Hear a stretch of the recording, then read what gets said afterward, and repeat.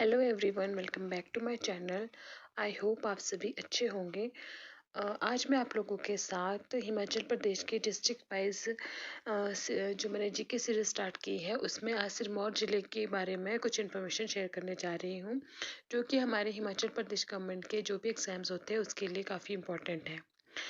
इससे पहले मैं अपने चैनल पे Shimla district, Solan district, Bilaspur district, Kangra district और मंडी डिस्ट्रिक्ट के बारे में डिटेल जीके और कुछ वन लाइनर क्वेश्चन शेयर कर चुकी हूँ। अगर आप लोगों ने नहीं देखे हैं तो आप प्ले लिस्ट में जाके देख सकते हैं।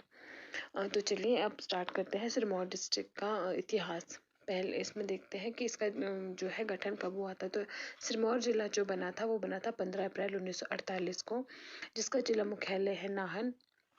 इसकी जनसंख्या है 5,30,164 और जो कि परसेंटेज में है 7.73%।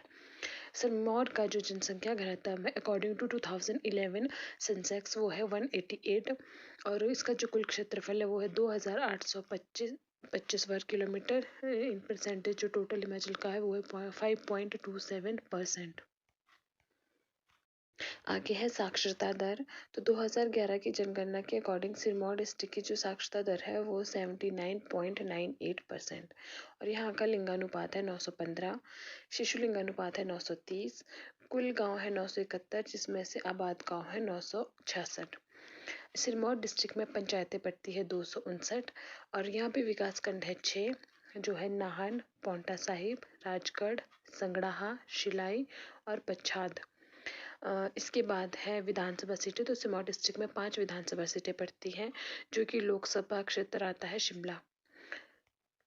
के बाद है ग्रामीण जनसंख्या। तो सिरमौर डिस्ट्रिक्ट की जो ग्रामीण जनसंख्या वो है 4,72,926, जो कि परसेंटेज में है 89.21%।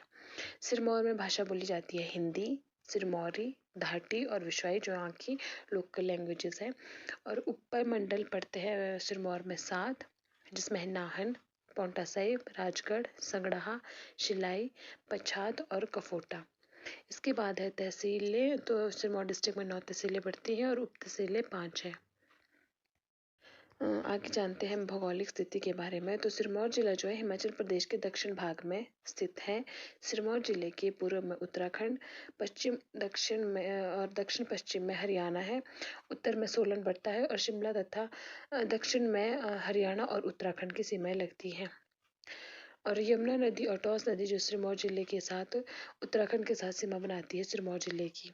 और यमुना जो इसके यहाँ की प्रमुख नदी जो उत्तराखंड से निकलती है और टॉन्स यमुना की एक ट्रिब्यूटरी है। नेक्स्ट है धार। तो सिरमौर जिला जो है गिरी पार, ट्रांसगिरी और गिरी आरएसएस गिरी भागों में बांटा जा सकता है, क्योंकि गिरी नदी सिरमौर के एकदम बीच से होती हुई बहती है और इसे 2 भागों में बांटती है। आगे है गिरिपार। तो गिरिपार क्षेत्र जो है वो चूड़धार चोटी, नौहराधार, हरिपुरधार, शिलाईधार और टपरोली चड़ोलधार में स्थित है, जो गिरिपार है। और चूड़धार जो है सिरमौर की सबसे ऊंची चोटी है। और नेक्स्ट है गिरियार। तो जो गिरियार क्षेत्र इसमें सैनधार, धाटीधार और उपजाऊ क्यारदादून घाटियाँ स्थित है और यहाँ पर जलाल, बाटा और मारकंडा नदियाँ बहती हैं। ये सब जो है यमुना की ट्रिब्यूटरीज हैं। कि देख लेते हैं सिरमौर में बहने वाली नदियाँ। तो यहाँ पे जो है यमुना मुख्य तौर पे जो यहाँ की प्रमुख नदी है और जैसे कि हम जानते हैं यमुना हिमाचल प्रदेश की सबसे छोटी नदी है। मतलब हिमाचल प्रदेश में इसका जो जल प्रवाह क्षेत्र है वो सिर्फ 58 किलोमीटर ही है। तो यमुना नदी जो है यमुनोत्री उत्तराखंड से निकलकर हिमाचल प्रदेश में खोतरी माजरी में प्रवेश करती है और कोंच जो कि ताजमाला से हिमाचल प्रदेश को छोड़कर उत्तराखंड में चली जाती है। इसके बाद हिमाचल प्रदेश में यमुना की 3 सहायक नदियां हैं, जो टोस नदी, खुदरी माजरी, गिरी नदी रामपुर घाट में और बाटा नदी बाता मंडी में यमुना में मिलती है। इसके बाद है गिरी नदी। जो गिरी नदी है वो कपूर चोटी जुब्बल से निकलती है, ये शिमला में पड़ता है। और ददाहू के पास जलाल नदी गिरी में मिलती है। गिरी नदी रामपुर घाट में यमुना में मिलती है। इसके बाद है टॉन्स। टॉन्स रिवर जो है वो टॉन्स नदी उत्तराखंड से हिमाचल प्रदेश में कोटी गांव में प्रवेश करती है। टॉन्स नदी खुदरी माजरी में यमुना में मिलती है। इसके बाद है बाटा। बाटा नदी सियोरी कुंड से निकलकर क्यारदादून को दो भागों में बांटती है और बाता मंडी में यमुना में मिलती है। नेक्स्ट है जलाल। जो जलाल नदी है वो गांव नेही पछाद से निकलकर सैंधार और धाटी धार को बांटती है। ददाहू के पास जलाल नदी गिरी में मिलती है और जलाल नदी गिरी की एक सहायक नदी है और जो गिरी है वो फिर यमुना की सहायक नदी है। आगे है मारकंडा खड्ड। मारकंडा नदी जो है वो बढ़ावन कटासन से निकलकर कालाअंब के पास हिमाचल प्रदेश से हरियाणा राज्य में प्रवेश करती है। नेक्स्ट घग्गर खड्ड। घग्गर नदी लवासा से निकलकर प्रीति नगर के पास हिमाचल प्रदेश से हरियाणा में प्रवेश करती है।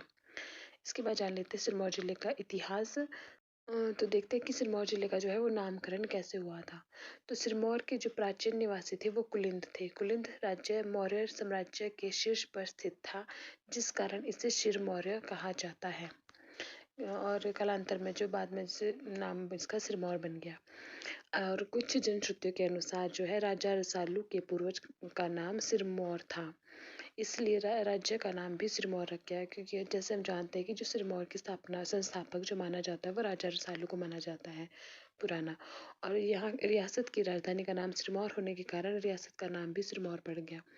इस क्षेत्र से सिरमौरिया देवता की पूजा भी की जाती है, जिसके कारण भी इसका नाम सिरमौर रखा गया। ये मतलब कुछ कही सुनी बातें हैं। नेक्स्ट है सिरमौर की स्थापना। तो सिरमौर की स्थापना जो है इसका पता लगता है तारीख रियासत जो लिखी है रंजौर सिंह ने, जो कि सिरमौर का जो प्राचीन नाम था वो सुलोकीना था और इसकी स्थापना 1139 में जैसलमेर के राजा सालवाहन के पुत्र राजा रसालू ने की थी।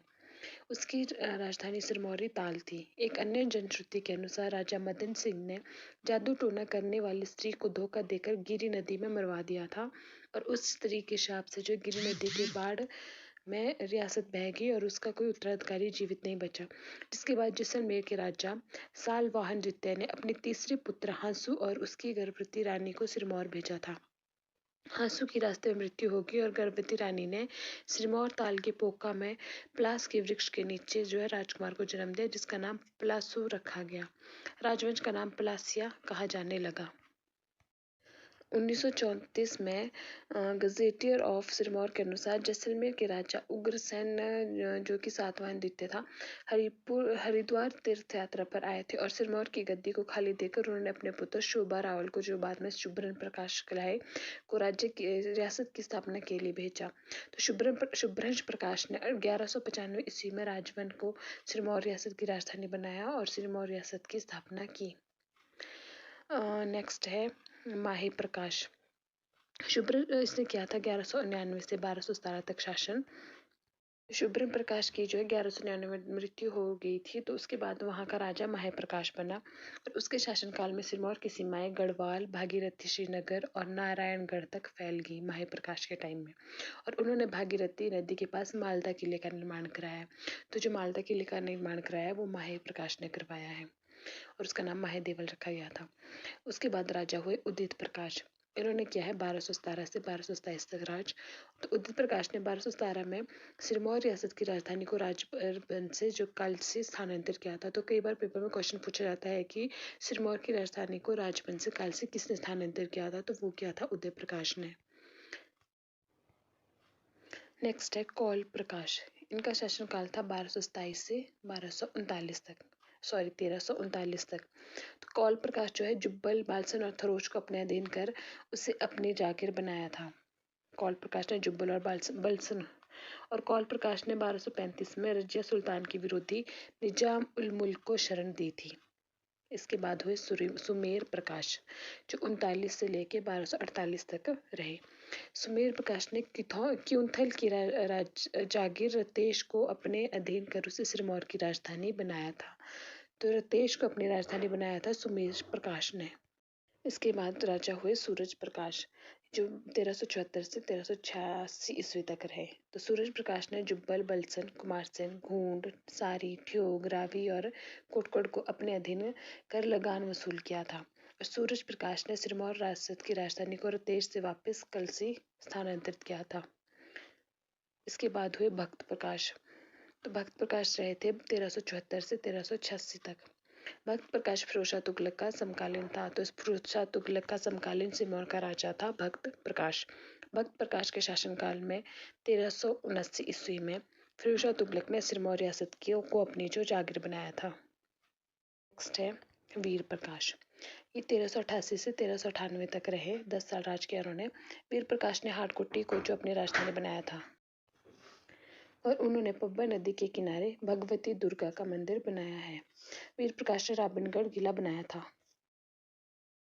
आज की वीडियो में बस इतना ही, आगे का हम कल पढ़ेंगे। तो अगर आपको वीडियो पसंद आती है तो प्लीज़ लाइक कीजिएगा और चैनल को सब्सक्राइब कीजिएगा। Thank you so much.